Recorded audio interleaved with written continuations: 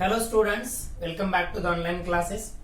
पहा, आपण motion in a plane हा चॅप्टर स्टडी करत आहोत आणि त्यामध्ये आपण स्टार्टिंगला rectilinear motion that is the motion in one dimension याचा स्टडी स्टार्ट केला होता. त्यामध्ये distance, displacement, speed, velocity, acceleration या सगळ्या कन्सेप्ट आपण डिटेलमध्ये डिस्कस केलेल्या आहेत आणि त्यानंतरच्या पार्टमध्ये आपण ग्राफिकल स्टडी ऑफ मोशन हा पार्ट स्टार्ट केला होता. ठीक आहे, आणि त्यावरती सुद्धा आपण डिस्कशन केलेलं आहे. ओके, पहा, ग्राफिकल स्टडी ऑफ मोशनचा पार्ट आपण आज सुद्धा कंटिन्यू करणार आहोत आणि तो पार्ट कंप्लीट झाल्यानंतर आपण त्याच्यानंतरचे पॉइंट्स डिस्कस करूयात. ओके, सो पहा, ग्राफिकल स्टडी ऑफ मोशन मध्ये आपण दोन प्रकारचे ग्राफ काढले होते. एक होतं पोझिशन टाइम ग्राफ, एक होते पोझिशन टाइम ग्राफ किंवा याला आपण डिस्प्लेसमेंट टाइम ग्राफ असं म्हणतो. ठीक आहे, it is the displacement time graph आणि त्यानंतर आपण ड्रॉ केले होते that are the velocity time graphs. Displacement time graphs आणि व्हेलॉसिटी टाइम ग्राफ. ओके, पहा, लक्षात घ्या, आपण जनरली डिस्प्लेसमेंटला एक्स या सिम्बॉलने डिनोट करतो, व्हेलॉसिटीला व्ही आणि ऍक्सेलरेशनला ए या सिम्बॉलने आपण डिनोट करतो. ओके, मग आपण एक्सटी ग्राफ जर ड्रॉ केला आणि त्या एक्सटी ग्राफचा जर स्लोप घेतला, ठीक आहे ना, समजा अशा प्रकारे एक ग्राफ मी त्या ठिकाणी ड्रॉ केलाय. इकडे एक्स म्हणजे पोझिशन ऑफ अन ऑब्जेक्ट, इकडे टाइम आहे, असा काहीतरी ग्राफ त्या ठिकाणी आलाय. मग या ग्राफचा जर आपण स्लोप या ठिकाणी घेतलाय, स्टडी केलं होतं आपण, स्लोप म्हणजे त्याचा टॅन थिटा, तर तो आपल्याला काय मिळतो, डीएक्स बाय डीटी म्हणजेच velocity. So this is the slope of graph. पहा, लक्षात घ्या, एक्सटी ग्राफचा जर आपण स्लोप घेतला तर आपल्याला काय मिळतं, व्हेलॉसिटी मिळेल. ओके, आणि व्हीटी ग्राफचा, व्हेलॉसिटी टाइम ग्राफचा जर आपण स्लोप घेतला, समजा मी अशा प्रकारचा एक व्हेलॉसिटी टाइम ग्राफ ड्रॉ केलेला आहे, हे ऑलरेडी झालंय, आपण डिस्कस केलेलं आहे लास्ट लेक्चरमध्ये. आणि अशा प्रकारचा समजा तो व्हेलॉसिटी टाइम ग्राफ जर आला तर इथं अशा प्रकारे तुम्ही हा अँगल घेतला, त्याचा टॅन घेतला. So tan of this angle theta will be equals to the slope of object आणि व्हेलॉसिटी टाइम ग्राफचा जो स्लोप असेल that will give us the value of acceleration at that point. त्याला आपण इन्स्टंटेनियस ऍक्सेलरेशन म्हणू शकतो. ठीक आहे, पहा, एक्सटी ग्राफ म्हणजे पोझिशन टाइम ग्राफ किंवा डिस्प्लेसमेंट टाइम ग्राफचा जर आपण स्लोप घेतला तर व्हेलॉसिटी मिळते. व्हीटी ग्राफ म्हणजेच व्हेलॉसिटी टाइम ग्राफचा जर स्लोप घेतला तर त्या ठिकाणी आपल्याला व्हॅल्यू मिळत असते ऍक्सेलरेशनची. ओके, सो हा पार्ट आपण ऑलरेडी कंप्लीट केलेला आहे. आता याच्या रिव्हर्स प्रोसिजर पाहायची आपल्याला. रिव्हर्स म्हणजे काय, तर डिस्प्लेसमेंट वरून व्हेलॉसिटी मिळवणे, व्हेलॉसिटी वरून ऍक्सेलरेशन, हे आपण स्टडी केलेलं आहे. मात्र आपल्याला स्टडी काय करायचंय आता, हे पहा, एक्स, व्ही आणि ए. सो हे कसं मिळवायचं याच्याबद्दलचा स्टडी आपण केलेला आहे, ग्राफिकल स्टडी सुद्धा केलाय आणि त्याचे फॉर्म्युले सुद्धा पाहिलेत. म्हणजे एक्स पासून तुम्हाला व्ही मिळवायचा असेल तर आपण याचा डेरिव्हेटिव्ह घेतो, डीएक्स बाय डीटी, मग व्ही मिळतं. व्ही पासून ए मिळवायचा असेल तर आपण त्याचा परत डेरिव्हेटिव्ह घेतो, डीव्ही बाय डीटी, आपल्याला मिळतं ए. ठीक आहे, आणि ग्राफिकल स्टडीच्या माध्यमातून जर पाहिलं तर एक्सटी ग्राफचा जर आपण स्लोप घेतला तर आताच पाहिलं आपण, आपल्याला काय मिळतं, व्ही, आणि व्हीटी ग्राफचा जर स्लोप घेतला तर आपल्याला मिळेल ऍक्सेलरेशन. ओके, म्हणजे पहा, लक्षात घ्या, या हे फॉर्म्युलेज आहेत, हे डिफरन्शियल कॅल्क्युलस आहे. It is a differential calculus. So differential कॅल्क्युलसचा यूज करून म्हणजेच डिस्प्लेसमेंटचा with respect to time derivative किंवा व्हेलॉसिटीचा with respect to time derivative घेऊन आपण रिस्पेक्टिव्ह टर्म्स मिळवू शकतो. तसंच आपण ते ग्राफनं सुद्धा मिळवू शकतो. म्हणजे या सगळ्या प्रोसेसमध्ये आपण काय डिस्कस केलं, एक्स पासून व्ही आणि व्ही पासून ए कसं मिळवायचं. मग याच्या रिव्हर्स काय, ऍक्सेलरेशन गिवन असेल तर व्हेलॉसिटी कशी मिळवायची आणि व्हेलॉसिटी गिवन असेल तर डिस्प्लेसमेंट कसं मिळवायचं, याबद्दलचं डिस्कशन आपल्याला आजच्या लेक्चरमध्ये करायचं आहे. ओके, सो पहा, तिथं आपण डिफरन्शियल कॅल्क्युलस यूज केला होता. सिम्पली तुम्हाला एक डायग्राम इथं लक्षात ठेवू शकता तुम्ही, फक्त तुम्हाला हे एक्स, व्ही आणि ए काय आहे माहित पाहिजे. ओके, सो पहा, इकडने इकडे जाताना आपल्याला यूज करावा लागतो डिफरन्शियल कॅल्क्युलस. डिफरन्शियल कॅल्क्युलस ग्राफच्या फॉर्म मध्ये बोलायचं असेल तर स्लोप.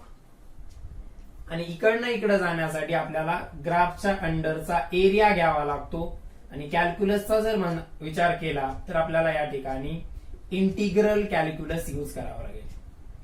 कोणतं कॅल्क्युलस यूज करावं लागेल? Integral calculus. ओके. सो पहा, एक्स, व्ही आणि ए. एक्स म्हणजे डिस्प्लेसमेंट, व्ही म्हणजे व्हेलॉसिटी, ए म्हणजे ऍक्सेलरेशन. सो इकडनं इकडे जाताना एक्स पासून व्ही पासून ए मिळवताना हे सगळे कशावरती डिपेंड आहेत? हे डिपेंडंट व्हेरिएबल आहेत. आणि आपला इंडिपेंडंट व्हेरिएबल कोण आहे? टाइम. म्हणजे एक्स टी वरून व्ही मिळवतो, व्ही टी वरून आपण ए मिळवतो. याच्या रिव्हर्स येताना आपल्याला इंटिग्रल कॅल्क्युलसचा यूज करावा लागेल. त्यावेळेस आपल्याला ग्राफच्या अंडरचा area towards the X axis हा कॅल्क्युलेट करावा लागेल. त्याबद्दलचं डिस्कशन आपल्याला आता करायचं आहे. सो स्लोप ना आपण कशा प्रकारे स्लोपच्या मदतीनं किंवा डिफरन्शियल कॅल्क्युलसच्या मदतीनं आपण कशा प्रकारे एक्स टू व्ही आणि व्ही टू ए हे मिळवू शकतो हे आपण ऑलरेडी डिस्कस केलंय. ओके. आता पहा, माझ्याकडे समजा एक ऍक्सेलरेशन टाइम ग्राफ आहे. ठीक आहे, ऍक्सेलरेशनचा टाइम सोबतचा ग्राफ. सो वाय ऍक्सिस वरती ऍक्सेलरेशन असेल, एक्स ऍक्सिस वरती टाइम असेल. सो ग्राफ इथं आपण जो ड्रॉ करतोय that is the eighty graph, म्हणजेच ऍक्सेलरेशन टाइम ग्राफ. आणि समजा ऍक्सेलरेशन टाइम ग्राफ हा अशा प्रकारचा आला. अशा प्रकारचा ऍक्सेलरेशन टाइम ग्राफ काय रिप्रेझेंट करतो? ग्राफ रीड करता येणं आवश्यक आहे. आता तुम्हाला बऱ्याच लेक्चर्स पासून आपण हाच पॉइंट डिस्कस करत आहोत. मग या एटी ग्राफ जर अशा प्रकारचा आला असेल, straight line passing through the origin, अशा प्रकारचा जर एटी ग्राफ आला असेल तर हा रिप्रेझेंट करतो युनिफॉर्मली ऍक्सेलरेटेड मोशनला. युनिफॉर्म मोशन म्हणत नाहीये मी, काय आहे ते? Uniformly accelerated, sorry non uniformly accelerated motion. It is a non uniformly accelerated motion. का? कारण युनिफॉर्मली ऍक्सेलरेटेड मोशनचा अर्थ काय होतो? हे नॉन युनिफॉर्मली ऍक्सेलरेटेड मोशन आहे. ठीक आहे, चुकून ते युनिफॉर्मली ऍक्सेलरेटेड मोशन सांगण्यात आलं माझ्याकडून. So non uniformly accelerated motion म्हणजे ऍक्सेलरेशनची व्हॅल्यू कॉन्स्टंट नाहीये. तुम्ही जर ग्राफला व्यवस्थित पाहिलं तर विथ रिस्पेक्ट टू टाइम ऍक्सेलरेशनची व्हॅल्यू इन्क्रीज होत आहे, वाढत आहे. म्हणजे ऍक्सेलरेशन युनिफॉर्म नाहीये, कॉन्स्टंट नाहीये. जर युनिफॉर्मली ऍक्सेलरेटेड मोशनचा ग्राफ काढायचा असेल तर तो कसा येईल ते पहा. जर ग्राफ असा आला, हे लक्षात घ्या, इकडे ऍक्सेलरेशन आहे वाय ऍक्सिस वरती आणि इकडे टाइम आहे एक्स ऍक्सिस वरती. जर ग्राफ अशा प्रकारचा आला तर हा आहे uniformly accelerated motion. It is uniformly accelerated motion. Okay. So हा नॉन युनिफॉर्मली ऍक्सेलरेटेड मोशन कशा कशातला ग्राफ आहे? ऍक्सेलरेशन आणि टाइम मधला. ओके. हा रिप्रेझेंट करेल नॉन युनिफॉर्मली ऍक्सेलरेटेड मोशनला, हा रिप्रेझेंट करेल युनिफॉर्मली ऍक्सेलरेटेड मोशनला. मग तुम्ही जर समजा हा एरिया घेतला, हा पॉइंट इथून मी एक डॉटेड लाईन इथं परपेंडिक्युलर एक्स ऍक्सिस वरती ड्रॉ केला आणि मग इथं जो ट्रायंगल या ठिकाणी फॉर्म झालेला आहे, हा जर एरिया कॅल्क्युलेट केला, हा जर एरिया कॅल्क्युलेट केला तर तुम्हाला व्हॅल्यू मिळेल ऍव्हरेज व्हेलॉसिटीची. कशाची व्हॅल्यू मिळेल? Average velocity. सिमिलरली इथं सुद्धा मोशनचा टाइप कोणताही असू द्या. आता इथं तर ऍव्हरेज म्हणायची आवश्यकता नाहीये कारण ऍक्सेलरेशन कॉन्स्टंट आहे. व्यवस्थित पहा, acceleration with respect to time change झालेलं नाहीये, ते कसं आहे? कॉन्स्टंट आहे. म्हणून मोशनचा टाइप युनिफॉर्मली ऍक्सेलरेटेड मोशन. म्हणजे इथं सुद्धा हा एरिया काय रिप्रेझेंट करेल? व्हेलॉसिटी. ते पण परत ऍव्हरेज, कारण ऍक्सेलरेशनची व्हॅल्यू नॉन झिरो आहे म्हणजे ऑब्व्हियसली व्हेलॉसिटीच्या व्हॅल्यू मध्ये कंटिन्युअसली चेंज होत आहे with respect to time. Okay. So आपण इथं दोन वेगवेगळ्या मोशन साठीचे ऍक्सेलरेशन टाइम ग्राफ ड्रॉ केलेले आहेत. Acceleration with respect to time constant आहे म्हणजे ही युनिफॉर्मली ऍक्सेलरेटेड मोशन आहे. इथं acceleration with respect to time constant नाहीये, म्हणजे ही नॉन युनिफॉर्मली ऍक्सेलरेटेड मोशन आहे. सो ऍक्सेलरेशन टाइम ग्राफच्या अंडरचा हा एक्स ऍक्सिस कडे घेतलेला area it will give the value of average velocity. इथून आपल्याला कशाची व्हॅल्यू मिळेल? ऍव्हरेज व्हेलॉसिटीची.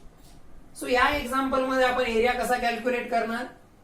ऑब्विसली ते एक सिंपल ट्रायंगल बनलेला आहे, राईट अँगल ट्रायंगल, आणि राईट अँगल ट्रायंगलचा एरिया आपण 1/2 multiplied by base multiplied by height न कॅल्क्युलेट करतो.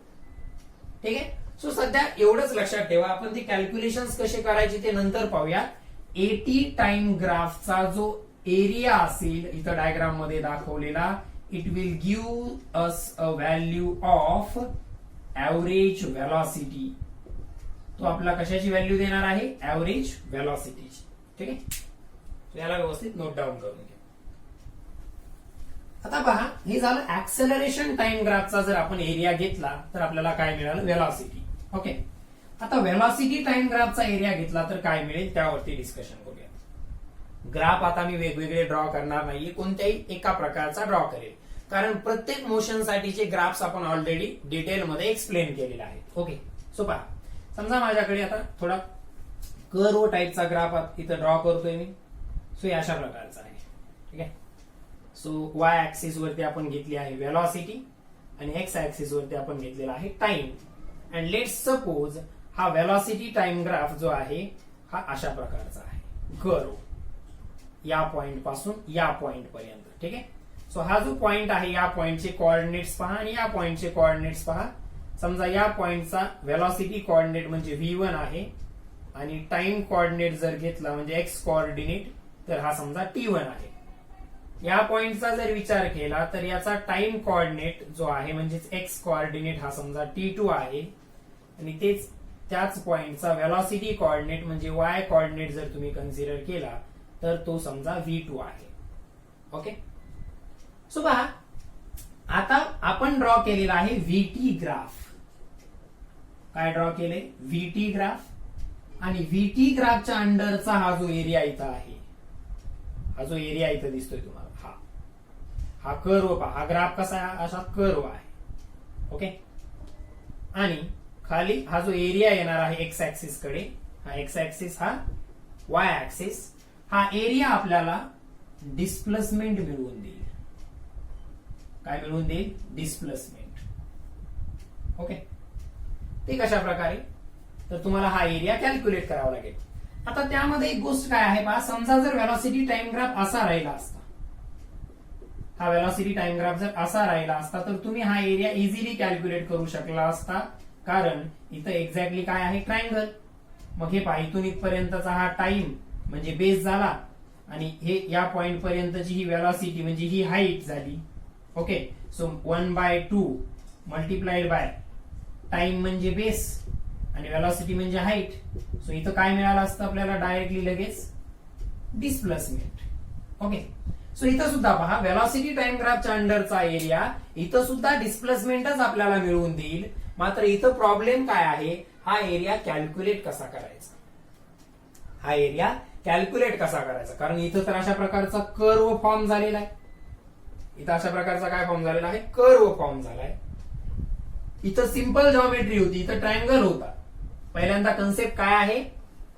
जसं ऍक्सेलरेशन टाइम ग्राफ आपल्याला ऍक्सेलरेशन टाइम ग्राफच्या अंडरचा एरिया आपल्याला व्हेलॉसिटी मिळवून देतो, तसं व्हेलॉसिटी टाइम ग्राफच्या अंडरचा हा जो एरिया असेल हा एरिया आपल्याला डिस्प्लेसमेंटची व्हॅल्यू मिळवून देईल. मग मात्र या कंडिशन मध्ये हा एरिया कॅल्क्युलेट कसा करायचा? तर इथं एरिया कॅल्क्युलेट करण्यासाठी, कारण पहा या पॉइंटला व्हेलॉसिटी V आहे, V1, या पॉइंटला V2, मध्ये ग्राफ अशा प्रकारचा कर्व आहे, म्हणजे हा एरिया एक्झॅक्टली जर कॅल्क्युलेट करायचा असेल तर आपल्याला इंटिग्रल कॅल्क्युलसचा यूज करावा लागतो. कशाचा यूज करावा लागेल? इंटिग्रल कॅल्क्युलसचा यूज करावा लागेल. मग इंटिग्रल कॅल्क्युलस कसं यूज करायचं ते व्यवस्थित पहा. समजा आपल्याकडे हा जो एरिया आहे अशा प्रकारचा, मी इथं ड्रॉ करून घेतो. हा जो एरिया आहे अशा प्रकारचा, हा एरिया आपल्याला कॅल्क्युलेट करायचा. हा तर मी काय करणार पहा, पर्टिक्युलरली इथे एक छोटीशी स्ट्रीप घेईल. छोटीशी रेक्टँग्युलर स्ट्रीप अशा प्रकारची आपण घेतली. ही स्ट्रीप कशी आहे? The width of the strip is infinitely similarly small, म्हणजे खूप लहान आहे. म्हणजे पहा, या स्ट्रीपची जी विड्थ आहे समजा ती dx आहे, किंवा आपण ती टाइम ऍक्सिस वरती विड्थ आहे म्हणजे ही dt आहे. लक्षात घ्या, इथं जी आपण स्ट्रीप घेतली ही त्या स्ट्रीपची जी विड्थ आहे ती dt आहे आणि ती स्ट्रीप इतकी छोटी आहे such that dt is tending to 0. याचा मिनिंग काय आहे हे आपण ऑलरेडी एक्सप्लेन केलं. मग लक्षात घ्या, आणि समजा हा स्ट्रीपचा जो इथला पॉइंट आहे, ठीक आहे, त्या पॉइंटला व्हेलॉसिटी, ठीक आहे, आता इथंच घेऊन टाकूया ती स्ट्रीप. सो एक स्ट्रीप अशा प्रकारची त्या ठिकाणी आपण घेतलेली आहे आणि त्या स्ट्रीपची विड्थ किती आहे dt एवढी, such that dt is tending to 0. आणि इथपर्यंत ही जी त्या स्ट्रीप साठी इथं जर व्हेलॉसिटी कोऑर्डिनेट तुम्ही जर कन्सिडर केला तर तो समजा आहे v एवढा. किती आहे v. आपण काय करतोय, व्हेलॉसिटी टाइम ग्राफच्या अंडरचा हा एरिया कॅल्क्युलेट करतोय आणि तो एरिया कॅल्क्युलेट करण्यासाठी आपल्याकडे कोणताही डायरेक्टली इथल्याप्रमाणे कोणताही डायरेक्टली जॉमेट्रिकचा फॉर्म्युला त्या ठिकाणी यूज करू शकत नसल्यामुळे आपण तिथं यूज करणार आहोत इंटिग्रल कॅल्क्युलस. मग त्यासाठी आपण काय केलं, त्या एरियामध्ये एक छोटीशी स्ट्रीप कन्सिडर केली, ज्या स्ट्रीपची हाईट किती आहे v एवढी, कारण या डायरेक्शन मध्ये आपल्या ऍक्सिस वरती काय व्हेलॉसिटी. मग त्या स्ट्रीपची हाईट v आहे, मात्र त्या स्ट्रीपची जी विड्थ आहे टाइम ऍक्सिस वरती म्हणजेच एक्स ऍक्सिस वरती ती dt आहे आणि ती एवढी कमी आहे की dt इज टेंडिंग टू 0. मग आता आपल्याकडे पहा, म्हणजे आपण या एरियाला काय केलंय तर अशा प्रकारच्या स्मॉल स्ट्रिप्स मध्ये डिवाइड केलंय, अशा प्रकारच्या स्मॉल स्ट्रिप्स मध्ये डिवाइड केले. मग या छोट्याशा स्ट्रिपचा जर तुम्ही एरिया फाइंड आउट करू शकलात आणि अशा जेवढ्या स्ट्रिप्स इथं बनतील त्या सगळ्यांच्या एरियाची जर ऍडिशन केली, परत एकदा पहा काय केलं आपण, या एरियामध्ये एक अशा प्रकारची स्ट्रीप कन्सिडर केली, म्हणजे त्या एरियाला अशा प्रकारच्या छोट्या छोट्या स्ट्रिप्स मध्ये डिवाइड करायचं, त्या सगळ्या स्ट्रिपचा एरिया कॅल्क्युलेट करायचा आणि त्या एरियाला काय करायचं ऍड करून टाकायचं, तुम्हाला हा टोटल एरिया मिळेल. पहा, ही एक स्ट्रीप, त्याच्या शेजारी ही दुसरी, त्याच्या शेजारी ही तिसरी, ही चौथी, अशा किती स्ट्रिप्स होतील हे मात्र आपण मोजू शकत नाही. प्रोसिजर काय पहा, आपण हा जो एरिया आहे त्याला या छोट्या छोट्या स्ट्रिप्स मध्ये डिवाइड केलं, यातल्या प्रत्येक सिंगल स्ट्रिपचा एरिया काढायचा आणि त्या सगळ्यांची काय करायची ऍडिशन करायची. बरोबर आहे ना, सगळ्या स्ट्रिपच्या एरियाची जर ऍडिशन केली तर हा टोटल एरिया तुम्हाला मिळेल. मात्र तुम्हाला स्ट्रिपची संख्या किती आहे इनफायनाइट असेल, स्ट्रिपची संख्या किती असेल इनफायनाइट असेल आणि त्यामुळेच आपण ते सुद्धा करू शकत नाही आणि त्यासाठीच आपल्याकडे जे सोल्युशन अवेलेबल आहे ते आहे इंटिग्रल कॅल्क्युलस. मग इंटिग्रल कॅल्क्युलस काय असतं आणि ते इथं यूज कसं करायचं त्याबद्दलचं डिस्कशन आपण करणार आहोत. ठीक आहे. सो इंटिग्रल कॅल्क्युलस म्हणजे काय पहा, तुम्ही जर त्याला आपण इंटिग्रेशन म्हणतो, जसं डिफरन्शियल कॅल्क्युलसला आपण जनरली बोलताना डेरिव्हेटिव्ह म्हणतो, तसं याला आपण इंटिग्रेशन असं म्हणतो. काय म्हणतो इंटिग्रेशन. मग हा टोटल एरिया इंटिग्रेशन न कसा कॅल्क्युलेट केला जाऊ शकतो त्याचं एक्सप्लेनेशन आपल्याला पाहायचंय. हा इथं दर्शवलेला हा टोटल एरिया इंटिग्रेशन न कशा प्रकारे कॅल्क्युलेट केला जाऊ शकतो त्याचं एक्सप्लेनेशन आपण पाहणार आहोत. लक्षात घ्या काय करायचं, पहिला point, calculate area of single strip. आपण जी सिंगल स्ट्रीप कन्सिडर केली त्या स्ट्रीपचा एरिया कॅल्क्युलेट करायचा. पहा, त्या स्ट्रीप मध्ये एक पॉइंट थोडा खाली वाटतो एक पॉइंट वरती, पण हे dt एवढं स्मॉल आहे, हे dt इज टेंडिंग टू 0 असल्यामुळे आपण त्या स्ट्रीपला कशा प्रकारचा शेप आहे असं कन्सिडर करणार, रेक्टँग्युलर शेप. मग तो काय असेल एरिया. पहा, ही स्ट्रीप अशा प्रकारची रेक्टँगल आहे, तर इथं ही विड्थ किती आहे dt एवढी आणि ही जी लेंथ किंवा हाईट आहे ती किती आहे v एवढी, म्हणजे या स्ट्रीपचा एरिया किती आला v इंटू dt. मग टोटल एरिया कसा कॅल्क्युलेट करणार, so total area will be equals to, हे सिम्बॉल आहे इंटिग्रेशनचं, हे काय सिम्बॉल इंटिग्रेशनचं. तर या छोट्या स्ट्रीपचा जो आपण एरिया कॅल्क्युलेट केला, विड्थ dt आणि ही लेंथ v एवढी, तो v इंटू dt आला. त्या v इंटू dt चं आपल्याला इंटिग्रेशन घ्यायचंय. मग व्ही इंटू डीटीचं जर इंटिग्रेशन घेतलं, व्ही इंटू डीटीचं इंटिग्रेशन घेतलं तर आपल्याला काय मिळेल, हा टोटल एरिया. मग इंटिग्रेशनचे लिमिट्स ठरत असतात, कुठून कुठपर्यंत आहे ती, अशा स्ट्रिप्स ज्या एरियामध्ये आहे तो एरिया कुठून कुठपर्यंत आहे, इथून या T1 पासून या T2 पर्यंत. पहा ऍक्च्युली टाइम आपला जो आहे आपल्या मोशनचा तो T1 पासून T2 पर्यंत आहे. त्याच टाइम ऍक्सिस वरती आपण जी स्ट्रीप घेतली त्या स्ट्रीपची विड्थ आपण dt घेतलीये. सो लिमिट असतात इंटिग्रेशनला, याला म्हणायचं इथून कुठून कुठपर्यंत आपली लिमिट, T1 पासून T2 पर्यंत.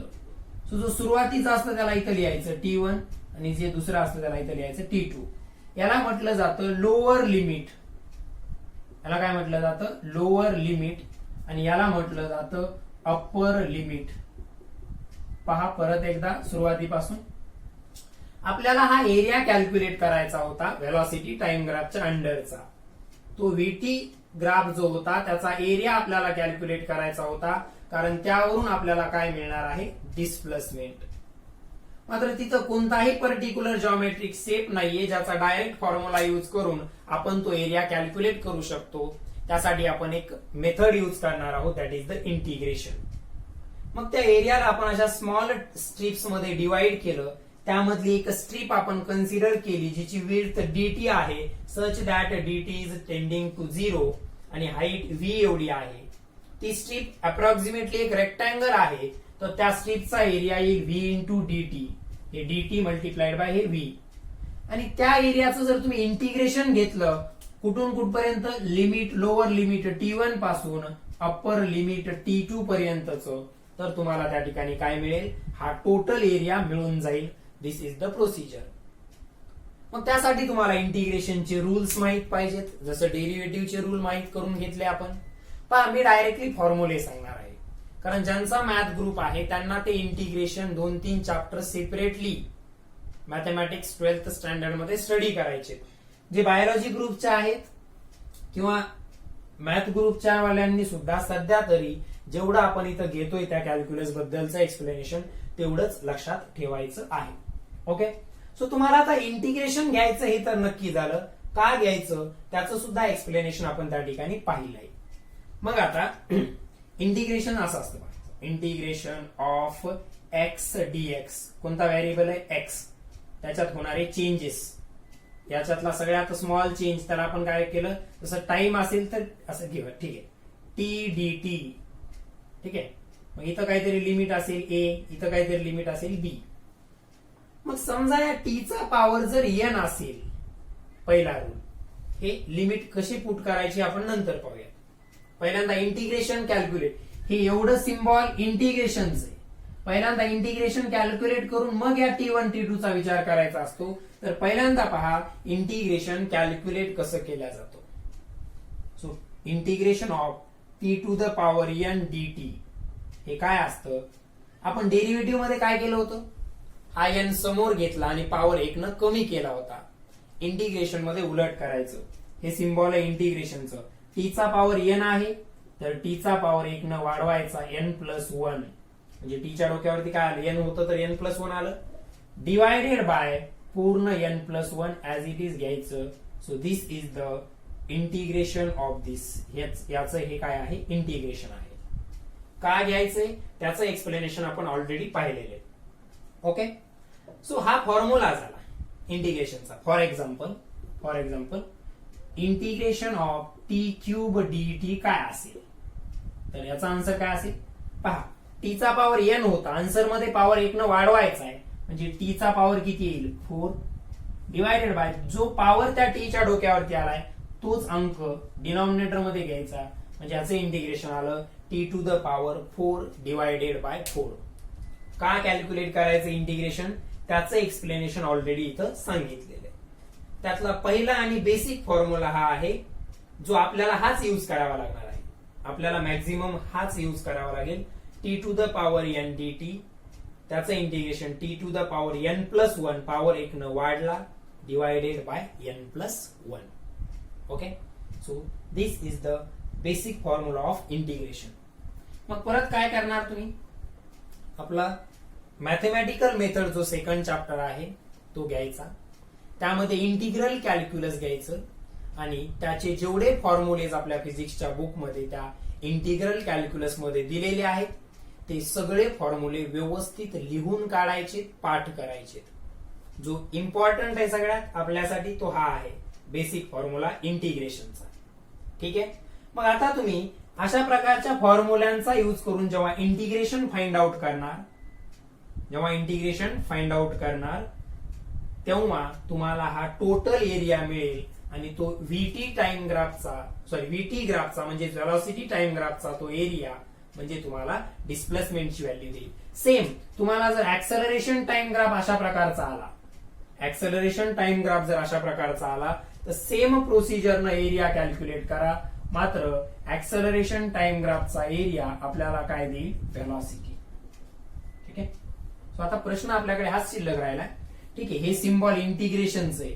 मग अशा प्रकारचा फॉर्म्युला, इथं हा फॉर्म्युला आहे, आणखी काही फॉर्म्युले असतील तर फॉर्म्युल्याचा यूज करून इंटिग्रेशन घेतलं तेव्हा हे सिम्बॉल तर गायब झालं, तसं इथून सुद्धा ते गायब होईल. मग हे अप्पर लिमिट आणि लोअर लिमिटचं काय करायचं त्यासाठी आपण 1-2 एक्झाम्पल्स घेऊयात.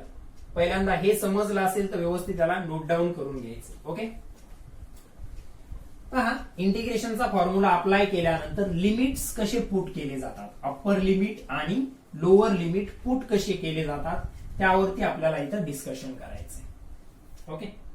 सो पहा, लक्षात आहे व्यवस्थित. समजा माझ्याकडे अशा प्रकारचं आलंय integration of T to T square D T. याचा लोअर लिमिट आहे समजा 2 किंवा 1, आपण सिंपल करूया त्याला 1, आणि अप्पर लिमिट आहे 2. तो पहिल्यांदा काय करायचं? पहिल्यांदा त्या लिमिटचा विचार करायचा नाही. हे जे आपल्याला गिवन असेल त्याच्या समोर हे इंटिग्रेशनचं सिम्बॉल आहे, म्हणजे पहिल्यांदा तुम्हाला त्याचं इंटिग्रेशन फाइंड आउट करायचंय. पहिल्यांदा त्याचं काय करायचं आहे? इंटिग्रेशन फाइंड आउट करायचंय. सो इंटिग्रेशनचा फॉर्म्युला आपला integration T to the power n dt will be equals to t to the power n+1 divided by n+1. हे त्याचं आन्सर झालं. हा क्वेश्चन होता. इकडे लिहूयात खाली. सो टी चा स्क्वेअर आहे, पॉवर 1 न वाढेल, 2+1. तिथं कसं n+1 आहे, डिवायडेड बाय 2+1 म्हणजे t³ डिवायडेड बाय 3 हे आपलं आन्सर आलं. त्याला मी एका अशा स्क्वेअर ब्रॅकेट मध्ये ठेवतो. प्रश्न एकच आहे, हे आणखी कुठंच यूज केलेले नाहीयेत आपण. जेव्हा इंटिग्रेशनचं सिम्बॉल गायब झालं, का गायब झालं? कारण आपण इंटिग्रेशनचा फॉर्म्युला यूज करून इंटिग्रेशन कॅल्क्युलेट केलंय. मग या 1 आणि 2 ला कुठं लिहायचं? आता हा 1 इथं आणि 2 इथं लिहायचं. पहा, इंटिग्रेशनच्या सिम्बॉलच्या बॉटमला लोअर लिमिट असतं, टॉपला upper limit. Integration find out केल्यानंतर लिमिट कुठे लिहायचे?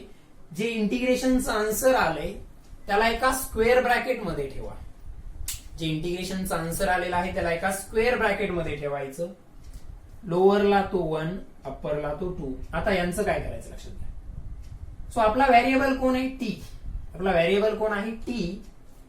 तर पहिल्यांदा त्या टीच्या जागी हा 2 ठेवायचा. पहिल्यांदा काय ठेवायचं? Upper limit. म्हणजे त्या टीच्या जागी 2 ठेवला तर हा 2 चा क्यूब झाला. डिवाइड मधला हा 3 ऍज इट इज. परत एकदा पहा व्यवस्थित. ऍक्च्युअली कसं असतं, अप्पर लिमिट पुट करायचं मायनस नंतर लोअर लिमिट पुट करायचं. Upper limit minus lower limit. ज्यांची लिंक सुरुवातीपासून लागली लेक्चरच्या की आपण हे का करतोय त्यांनाच हे कंटिन्युएशन मध्ये लक्षात येईल. सो टीच्या जागी 2 ठेवलं कारण ते अप्पर लिमिट आहे. फक्त टीच्या जागी 2 ठेवला. हा क्यूब ऍज इट इज, हा 3 as it is. Upper limit put केल्यानंतर लोअर लिमिट पुट करण्याच्या अगोदर मध्ये मायनसचं सिम्बॉल दिलं. परत आता यायचं टीच्या जागी आता लोअर लिमिट पुट करायचं. That is 1 cube divided by हा 3 ऍज इट इज. काहीच नाही.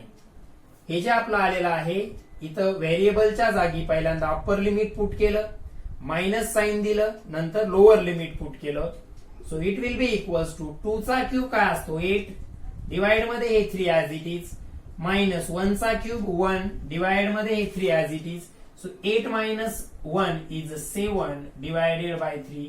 तर हे याचं फायनल आन्सर आलं.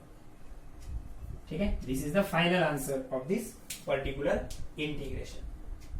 So I hope now you understood this. हे तुम्हाला लक्षात आलं असेल. सो त्यासाठी सगळ्यात महत्वाचं आहे तुम्हाला आपण जे ग्राफिकल स्टडी केलेला आहे मोशनचा ते लक्षात येणं. ते जर व्यवस्थित समजलं असेल तर स्लोप वरून कशा प्रकारे आपण काय मिळवतो आणि एरियावरून काय मिळवतो हे आपल्या लक्षात येईल. ओके, सो याला नोट डाऊन करा आणि असे एक्झाम्पल्स तुम्हाला त्या मॅथमॅटिकल मेथड्सच्या एक्सरसाइज मध्ये मिळतील, त्यांना व्यवस्थित सॉल्व्ह करायचं आहे. Okay, so I hope now you understood this. ठीक आहे, सो पहा आपण जे लिहिलं होतं परत लिहितोय एक्स व्ही आणि ए.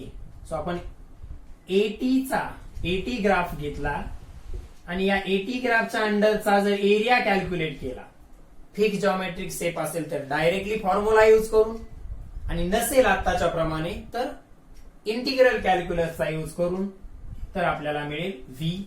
रिव्हर्स येतोय आपण. तसंच व्हीटी ग्राफच्या अंडरचा एरिया जर आपण कॅल्क्युलेट केला तर आपल्याला मिळेल एक्स. हे इकडनं इकडे येतोय आपण. उलट जर आपण व्हीटी ग्राफचा स्लोप घेतला, व्हीटी ग्राफचा काय घेतला स्लोप, तर आपल्याला मिळतो ए. आणि आपण एक्सटी ग्राफचा जर स्लोप घेतला तर आपल्याला मिळतं व्ही.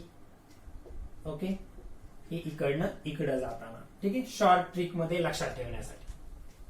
हे आपले व्हेरिएबल्स, डिपेंडंट व्हेरिएबल्स, आणि हा आपला टी म्हणजे इंडिपेंडंट व्हेरिएबल, कारण या सगळ्यांच्या व्हॅल्यू कशासोबत चेंज होणार आहे, टाइम सोबत. सो पहा, एक्सचा टी सोबत ग्राफ काढला, स्लोप घेतला, व्ही मिळालं. व्हीचा टी सोबत ग्राफ काढला, स्लोप घेतला, ए मिळालं. इकडे एटी ग्राफचा एरिया घेतला, व्ही मिळालं. व्हीटी ग्राफचा एरिया घेतला, एक्स मिळालं इकडे. ठीक आहे, सो अशा प्रकारे ग्राफिकल मेथडचा यूज करून, इंटिग्रल कॅल्क्युलसचा यूज करून किंवा डिफरन्शियल कॅल्क्युलसचा यूज करून आपण काय करू शकतो, या एकमेकांमधलं डिस्प्लेसमेंट, व्हेलॉसिटी आणि ऍक्सेलरेशन यांचं आपापसातलं रिलेशन इस्टॅब्लिश करू शकतो. त्यासाठी ग्राफिकल स्टडीमध्ये आपण जे वेगवेगळ्या टाईपच्या मोशनसाठी ग्राफ्स ड्रॉ केले होते, ते ग्राफ्स चांगल्या प्रकारे समजलेले असणं आवश्यक आहे, तरच हा पार्ट तुमच्या लक्षात येईल. ठीक आहे, so I hope you understood this. ठीक आहे, हे तुमच्या लक्षात आलं असेल. सो इथं जवळपास आपला रेक्टिलिनियर मोशन, म्हणजे आपण आतापर्यंत जो मोशनचा स्टडी करत होतो त्यामध्ये आपण सिंगल डायमेन्शन कन्सिडर केलं होतं, वन डायमेन्शन. कारण प्लेनचा अर्थ काय असतो, टू डायमेन्शन. फॉर एक्झाम्पल एक सिंपल लक्षात घ्या, समजा माझ्याकडे अशा प्रकारचा प्लेन आहे, हा वाय ऍक्सिस, हा एक्स ऍक्सिस, म्हणजे ही जी रिजन आहे याला आपण काय म्हणतो, एक्स वाय प्लेन. मग समजा या एक्स वाय प्लेन मध्ये एखाद्या ऑब्जेक्टची व्हेलॉसिटी अशा प्रकारची आहे. आता ही अलॉंग एक्स किंवा अलॉंग वाय आहे का, नाही. आतापर्यंत आपण काय स्टडी केला, एका ऑब्जेक्टच्या व्हेलॉसिटी, ऍक्सेलरेशन किंवा पर्टिक्युलरली डिस्प्लेसमेंट असेल, व्हेलॉसिटी किंवा ऍक्सेलरेशन, या सगळ्यांच्या डायरेक्शन कोणत्या तरी एका सिंगल डायरेक्शन मध्ये असो. सिंगल डायरेक्शनचा इथं विचार केला होता की ऑब्जेक्ट कसा पास होत आहे, स्ट्रेट लाईन मध्ये, रेक्टिलिनियर मोशन मध्ये. तर सगळ्यांच्या डायरेक्शन ज्या होत्या त्यांना एकच डायरेक्शन होती, सिंगल डायरेक्शन. मात्र इथं आता पहा, हा वाय ऍक्सिस, हा एक्स ऍक्सिस, म्हणजे हा एक्स वाय प्लेन झाला. हा काय झाला, एक्स वाय प्लेन. मग इथं जर तुम्ही ही व्ही व्हेलॉसिटी घेतली आणि या व्ही व्हेलॉसिटीला जर रिझॉल्व्ह केलं तर त्या व्हेलॉसिटीचा इकडे एक कंपोनंट येईल एक्स डायरेक्शन मध्ये, व्ही एक्स, आणि इकडे एक कंपोनंट येईल व्ही वाय डायरेक्शन मध्ये. मग मोशन इन अ प्लेनचाच म्हणजेच टू डायमेन्शनचा स्टडी करताना आपण काय करणार, पहा, ही व्हेलॉसिटी आपल्याला काय दर्शवते, एका ऑब्जेक्टची velocity in a X Y plane. मग याचा स्टडी कसा करायचा, आपल्याला सिंगल डायरेक्शन मधले पॅरामीटर्स माहिती आहेत, त्याचे कॅल्क्युलेशन्स कसे करायचे याच्यावरती आपण डिटेलमध्ये डिस्कशन केलंय. तर सिंपल आहे, या टू डायमेन्शनल मोशनला अलॉंग एक्स, अलॉंग वाय या दोन डायरेक्शन मध्ये रिझॉल्व्ह करून घ्यायचं. या डायरेक्शनचा सेपरेट स्टडी, या डायरेक्शनचा सेपरेट स्टडी, म्हणजे ऑब्व्हियसली कंबाईन केलं तर आपल्याला हे फायनली त्या प्लेन मधल्या मोशन बद्दलचा स्टडी करतोय असं त्याचा मिनिंग होईल. ठीक आहे, so motion in a plane बद्दलचा स्टडी किंवा डिटेल डिस्कशन आपण स्टार्ट करणार आहोत उद्याच्या लेक्चर पासून. So motion in a plane हे चॅप्टरचं नाव आहे. आपण स्टार्ट केल्यापासून आतापर्यंत मात्र motion in a single dimension study करत होतो. इथं टू डायमेन्शन मोशन आहे, म्हणजे त्या मोशनशी रिलेटेड असणारे पॅरामीटर्स जसे की डिस्प्लेसमेंट, व्हेलॉसिटी आणि ऍक्सेलरेशन यांना आपल्याला 2 डायरेक्शन मध्ये रिझॉल्व्ह करून त्याचा स्टडी करावा लागेल. आतापर्यंत त्याची गरज नव्हती, कारण आपण सिंगल डायमेन्शन मध्ये मोशनचा स्टडी करत होतो. दॅट इज द 1 डायमेन्शनल कायनेमॅटिक्स आपण स्टडी करत होतो. उद्याच्या लेक्चर पासून आपण 2 डायमेन्शनल कायनेमॅटिक्सचा स्टडी स्टार्ट करणार आहेत. मात्र ते समजण्यासाठी या चॅप्टरचा आतापर्यंत झालेला पार्ट 100% क्लिअर असणं आवश्यक आहे. So go to the YouTube channel, revise that lectures and then after start watching the lectures. Okay, पुढचे लेक्चर्स तुम्ही मागचे रिवाइज झाल्याशिवाय पाहायचे नाहीयेत. उद्यापासून जे स्टार्ट करणार आहे ते पाहण्यासाठी आजपर्यंतच्या लेक्चर्सचं रिव्हिजन आवश्यक आहे. ओके, हे सांगणं सुद्धा इम्पॉर्टंट आहे हा पाठ शिकवत असताना. ओके, सो आजचा लेक्चर इथंच कन्क्लूड करूयात. Study well, have a nice day and thank you.